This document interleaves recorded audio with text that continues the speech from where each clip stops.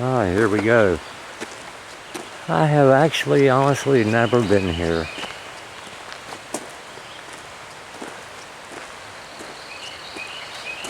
Kind of cool. I guess, you know, that was probably a gateway back in the day, so you keep people out.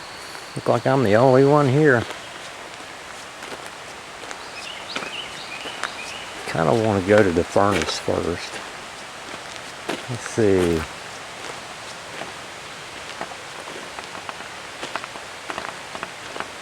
Got the Iron Furnace Trail Restroom Information Picnic Area. Guess I want to go this way.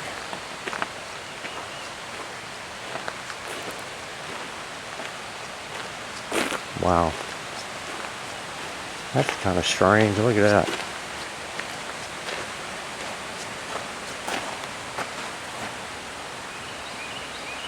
I don't know what that would be for. Water, maybe? I don't know.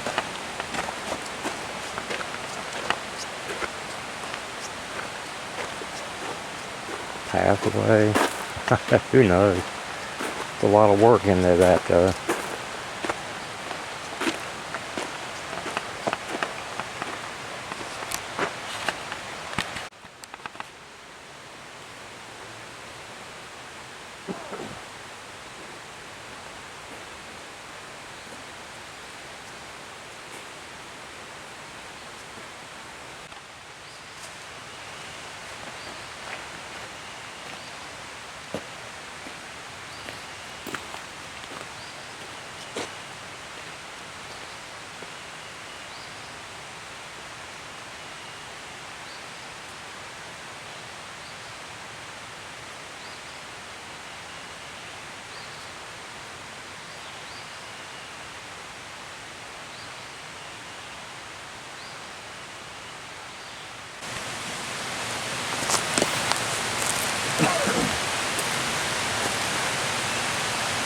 Well, this place is huge. It's way bigger than I thought it was.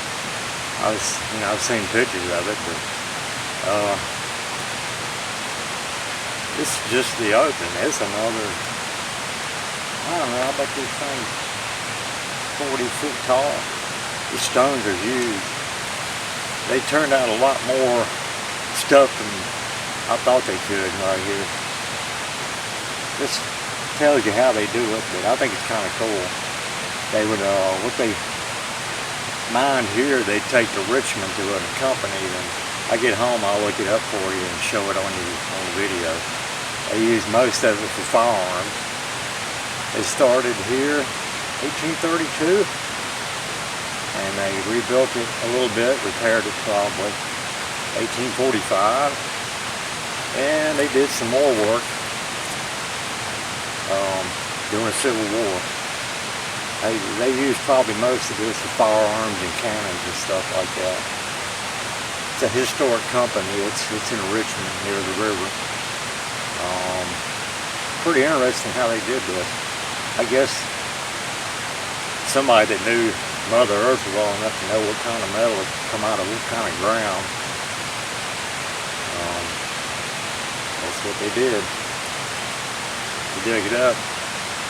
I know that ideally, when you dig the ore up, it's mixed with all kind of sandstone and dirt and whatever.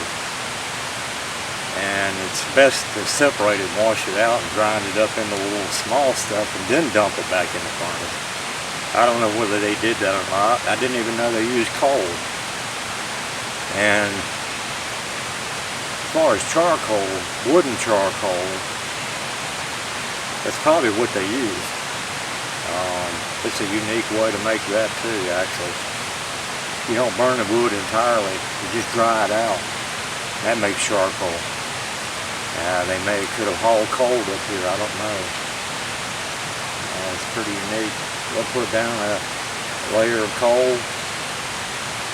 a layer of stone, sandstone, and the iron ore, if they separated it, another thing of coal. It would burn. It's not going to totally melt it, I don't think. It says here that they totally melted it here, which would be really ingenious. I don't know if they did or not, but maybe. This thing's huge, it's very thick, it gets very hot. It says 2,800 degrees. If they got this at 2,800, yeah, it would be a molten. If not, they'd have to dig it out and they'd get a thing called a bloom. And that's where your raw pig iron would be. And you could ship that to a blacksmith and he would work it into wrought iron. You could get all the impurities out of it. It's really fascinating what happens to metal when you heat it up. Thanks for listening about that. But check this place out.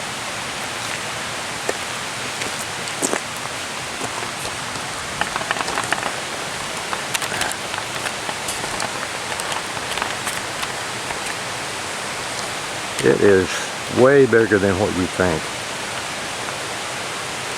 All the way up there. You can see where it's separated a little bit. Just working on these stones alone I mean, that stone right there, this one, that thing's 5 foot wide, long, and about 2.5 foot thick. Man, that thing is big. I'd love to see the way they had built this. You can't even get somebody to work in a convenience store hardly, let alone come out and do something like this in the 1800s. Whole kind of different generation, no doubt about it. And the stone wall that's around it. It's definitely worth coming out here to see.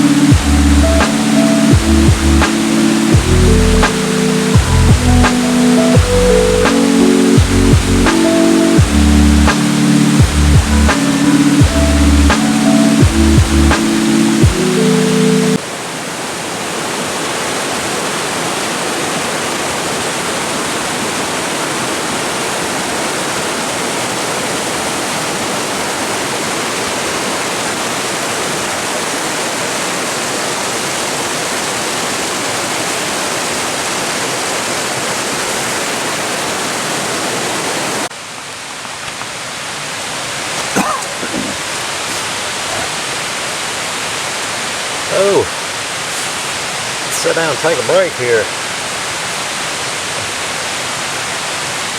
I went to the falls, but I think I went past it because it's really not that big. It's pretty though. I think this is a 3-mile loop that goes back around everything, so I'm not up to that today. I came half a mile to the falls. I'll go back and get you a little video. hoping to start a whole new series about people who want to go hiking and backpacking, how to start, how to begin. Might even could help some of you very experienced hikers and all. But of course you got to have water, always. And then you think something, I don't need this. I don't need it. I got my phone, blah, blah, blah. Compass.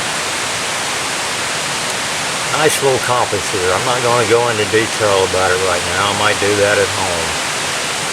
If you don't know how to use one, I could probably show you how. I always carry a compass no matter where I go when I'm outside. Don't take things for granted. You never know. Well, I don't know, it's going to be this. There we go. It's a nice little compass. Very inexpensive. And something else I've always done, I guess I learned it from my grandpa, is I make a hiking stick. Why? Well, spider webs. Get them out of the way. Snakes. Dump it on the ground every once in a while. I don't think snakes hear that well, but they darn sure feel the ground. And you can throw a snake a right good ways if you have to. And if you're inclined to, instead of throwing it away, you could frail it to death. And you could use this for self-defense. Believe me, it would hurt. And another thing I always take, I don't have my big old BK7. That's a bushcraft knife. It's a survivor knife. It'll do everything you need it to do, but I got something here that's going to do it way better. Not better, but different things better. Got it the other day. Been wanting one a long time. It's a Mora. That's a short word for it. It's M-O-R-A-K-N-I-L. It's a very small knife. It's high carbon stainless steel. It doesn't have a full tang. If it did, it does, but it's not showing all the way around. So it's, you're not going to bust up stuff with it. It's got a Scandi grind on it. You can see it. This thing came out of the sheath and out of the package, sharp enough to shave with. You can use it for cooking it, cutting any kind of meat, vegetable. It's small, it's handy, and you can also skin a deer with it, or you can skin a squirrel with it. It's something you should always carry. I recommend a knife like this.